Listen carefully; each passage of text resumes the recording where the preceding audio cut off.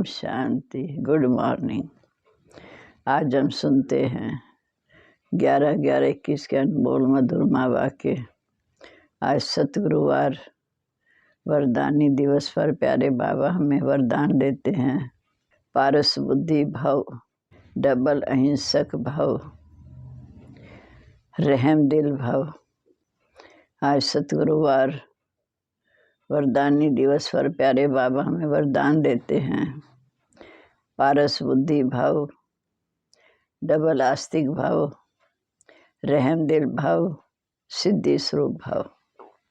हम सब इन वरदानों को अपने अंदर समाते हुए मधुरमा वाक्य सुनेंगे।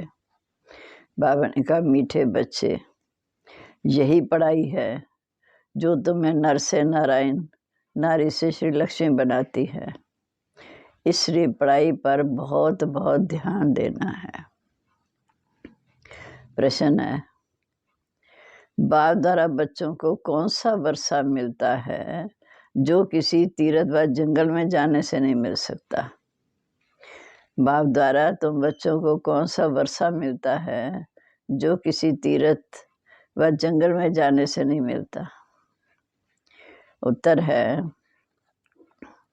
बाप द्वारा हम बच्चों को सुख शांति संपत्ति का वर्षा मिलता है जो कहीं भी मिल नहीं सकता। मनुष्य शांति के लिए जंगल में जाते हैं, परंतु तुम जानते हो शांति तो हम आत्माओं का स्वधर्म है। गीता है, तुम्हें पाके हमने जहाँ पा लिया, जमीन तो जमीन आसमां पा लिया। ओम शांति। ओम शांति। बाप बैठ बच्चों को समझाते हैं क्योंकि तुम अभी धनी के बने हो। बाकी जो भी मनुष्य मात्र हैं वो धन के हैं। धनी एक बाप को ही कहा जाता है। घर में जब लड़ते हैं तो कहा जाता है ना, तुम्हारा कोई धनी धोरी नहीं है, अर्थात कोई वारिस नहीं है। बाप ये आकर समझाते हैं, ये काम तो महाशत्रु है जिससे सभी आदमदन दुख पाते हैं। तुम बच्चे जानते हो अभी हम बेहद के बाप से बेहद का वर्षा ले रहे हैं। मनुष्य बल कहते हैं हमको शांति चाहिए, परंतु शांति क्या है, कहाँ से मिलती है? क्या जंगल में जाने से शांति मिलेगी? सुख शांति कब और कौन देते हैं? सिर्फ सुना है कि भक्ति करने से भगवान मिलेगा। बाप कहते मैं आकर तुम बच्चों को सुख शांति संपत्ति सब कुछ देता हूँ। देने वाले को भी कोई जानता नहीं। बाप आकर समझाते हैं, तुम गाते भी हो दुख हरता सुख करता। गांधी जी भी पुकारते थे, हे पतित पावन आकर हमें पावन बनाओ। गाते भी हैं पतित पावन सीताराम, परंतु अर्थ नहीं समझते। पर भक्ति मार्ग की भी ड्रामा में नूंद है। द्वापर से रावण राज्य शुरू होता, मनुष्य ये भी नहीं जानते भले उनका जन्म कब हुआ। रावण के भी बुत बनाकर जलाते हैं, आत्मा कभी जलती नहीं। ये सब बातें तुम बच्चे जानते हो। आज से 5000 वर्ष पहले भारत स्वर्ग था। इन लक्ष्मी नारायण का राज्य था। लक्ष्मी नारायण को भगवान भगवती कहा जाता है। लक्ष्मी नारायण को भगवान भगवती कहा जाता है। लक्ष्मी नारायण को भगवान भगवती कहा जाता है। फिर त्रेता में राम का राज्य था। उन्हों को ये राज्य कैसे मिला ये कोई नहीं जानते। अर्थात रचना के आत्मधन को कोई जानते नहीं। तुम इस नॉलेज से स्वर्ग के मालिक बनते हो। स्कूल में पढ़ाई से कोई वकील जज बनते, पर लक्ष्मी नारायण तो नहीं बनते। ये किस पढ़ाई से ये पद पाया ये भी किसी को पता नहीं। भगवान उवाच, मैं आकर तुम्हें राजयोग सिखाता हूँ। ऐसा कोई होगा जो कहे कि मैं तुमको इस राजयोग से लक्ष्मी नारायण बनाता हूँ? ये सिर्फ तुम बच्चे ही जानते हो। लक्ष्मी नारायण की डिनास्टी इसी पढ़ाई से बनी है। दुनिया इन बातों को बिल्कुल नहीं जानती। सज्जू के लिए कह देते लाखों वर्ष, तो ये कैसे जाने लक्ष्मी नारायण का राज्य कब था, फिर कहाँ गए। देख भी रहे हैं कि भारत में लक्ष्मी नारायण के चित्र बहुत हैं, ढेर मंदिर बने हुए हैं। समझते हैं इनसे हमको धन मिलेगा। माँ लक्ष्मी से हर दीपमाला पर धन मांगते हैं, परंतु साथ में जरूर नारायण भी तो होगा। दीपमाला पर पूजा करेंगे, फिर उन्हों की अलग काल की सुख की भावना पूरी होती, तो समझते हैं लक्ष्मी से धन मिलता है। वास्तव में लक्ष्मी नारायण दोनों हैं।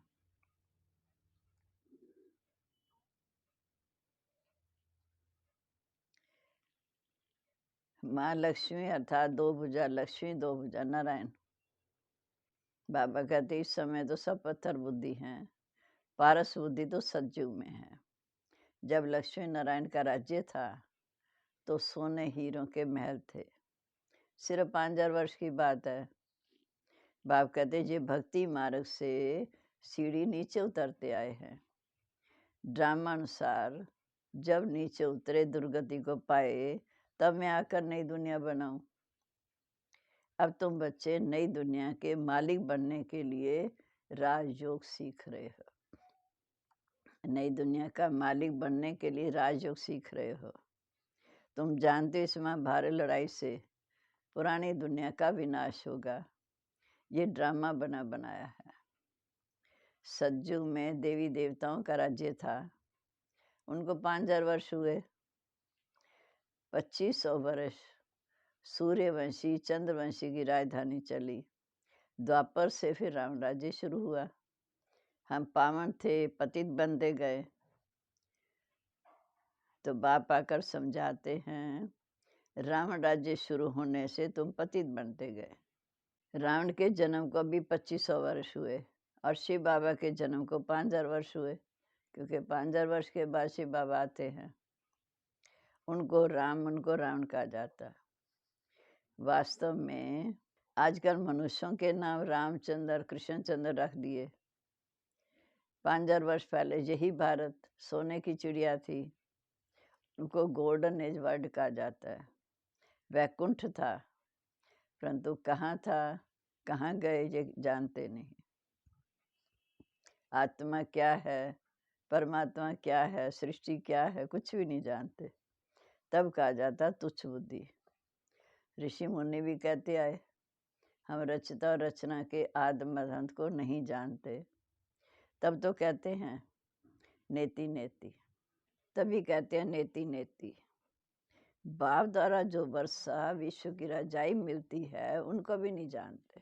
अब सारी सृष्टि के आदि मध्यांत को तुम बच्चे ही जानते हो, तो तुम बने डबल आस्तिक लोगों के ये भी मालूम नहीं कि शक्ति किस समय किससे मिलती है।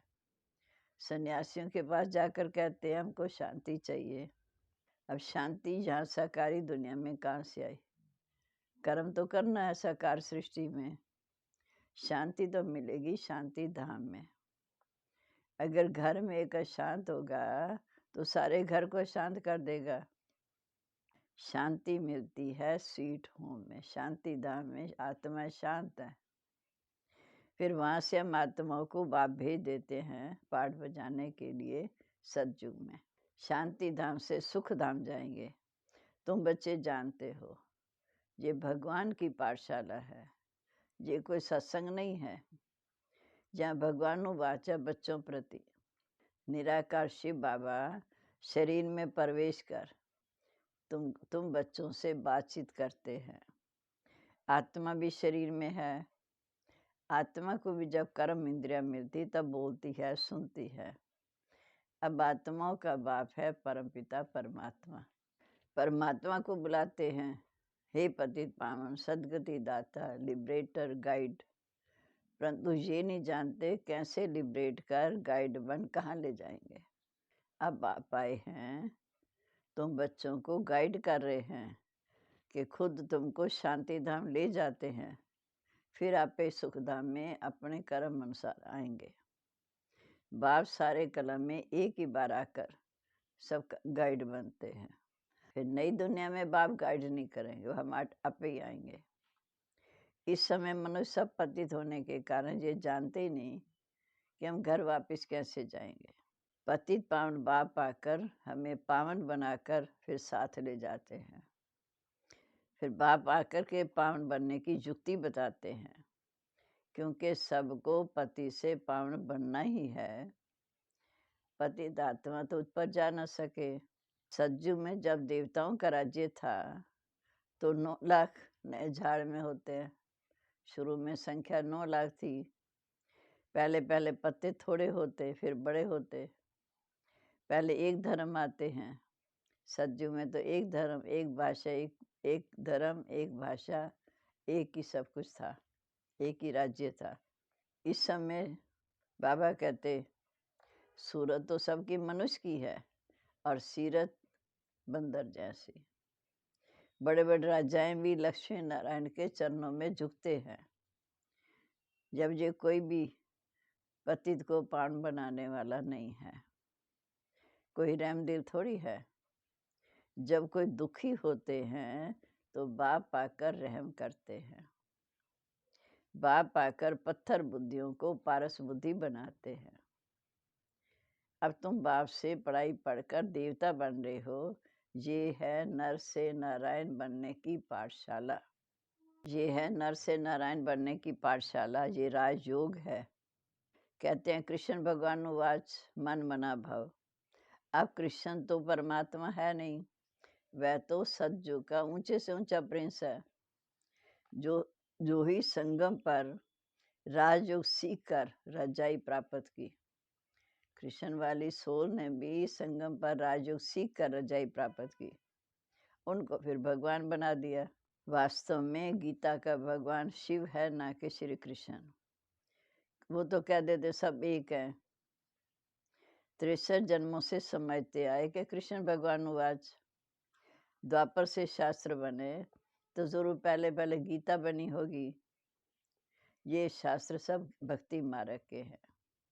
ज्ञान मार्ग का एक ही शास्त्र है गीता, जो नंबर 1। बाद में वेद उपनिषद बने, वह पढ़ते पढ़ते नीचे उतरते आए। अब 84 जन्म पूरे हुए।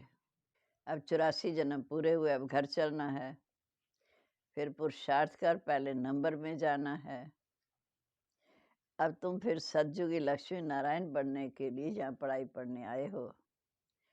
सब तो लक्ष्मी नारायण नहीं बनेंगे, पर ये राजधानी स्थापन हो रही है। लक्ष्मी नारायण की राजधानी स्थापन हो रही है। सतयुग में सिर्फ लक्ष्मी नारायण की राजधानी होगी। यहाँ तो देखो कितने धर्म हैं। सतयुग में सिर्फ लक्ष्मी नारायण की राजधानी होगी। यहाँ तो देखो कितने धर्म हैं। सामने माँ भारी लड़ाई भी खड़ी है, तब भी मनुष्यों की आंखें नहीं खुलती। ये माँ भारी लड़ाई कल पहले भी हुई थी, उसके बाद क्या हुआ कुछ नहीं जानते। ये सब बातें तो ब्राह्मण ब्राह्मणी जानते हो। तुमको ही शिव बाबा ने ब्रह्मा द्वारा अडॉप्ट किया है। तुमको ही भगवान पढ़ाकर ये लक्ष्मी नारायण जैसा बनाते हैं। तुमको ही बाप आकर लक्ष्मी नारायण जैसा बनाते हैं, तो अच्छी तरह पढ़ना चाहिए। सिर्फ बाप को, नई दुनिया को याद करो तो तुम नई दुनिया में चले जाएंगे। फिर अगर अच्छी तरह पढ़ाएंगे तो राजा रानी बन सकते हैं, जितनी रूहानी सर्विस करेंगे। तुम हो रूहानी सोशल वर्कर, बाकी सारी दुनिया है जिस्मानी सोशल वर्कर। तुम आत्माओं को बाप रोज ज्ञान देते हैं, आत्माओं की सेवा करते हैं। उनको कहा जाता आत्माओं की सेवा, जो सिखाते भी हैं स्पिरिचुअल फादर। ये है मनुष्य को देवता बनाने की पाठशाला। बनेंगे तो जरूर। जब तुम पढ़कर तैयार हो जाएंगे तो विनाश शुरू होगा, फिर तुम जाएंगे नई दुनिया में। कहते भी हैं राम गयो रावण गयो, सिर्फ थोड़े रह जाते, अदली बदली होते रहते। फिर तुम आएंगे स्वर्ग में। तुम्हारे लिए उस समय नई दुनिया स्थापन होगी। तुम स्वर्गवासी बनने के लिए पढ़ाई पढ़ रहे हो। अब हो तुम संगम पर। बाप से वर्षा ब्राह्मणों को मिलता है, जो एक बाप के सिवाय कोई भी देहधारी को याद नहीं करते। बाप का वर्षा ब्राह्मणों को मिलता है, जो बाप के सिवा और कोई भी देहधारी को याद नहीं करते। बाकी जिन्होंने कुछ सुना है तो प्रजा में तो आ ही जाएंगे। अच्छा, मीठे मीठे सिक्के लदे बच्चों प्रीत, माता पिता बाप दादा का याद प्यार, गुड मॉर्निंग। रूहानी बाप की रूहानी बच्चों को नमस्ते। रूहानी बच्चों की रूहानी बाप दादा को नमस्ते। नमस्ते बाबा, गुड मॉर्निंग। शुक्रिया बाबा, शुक्रिया। अब धारणा के लिए मुख्य सार। रूहानी सोशल वर्कर बन पढ़ना और पढ़ाना है। बाप के साथ साथ आने वाली नई दुनिया को भी याद करना है। दूसरा,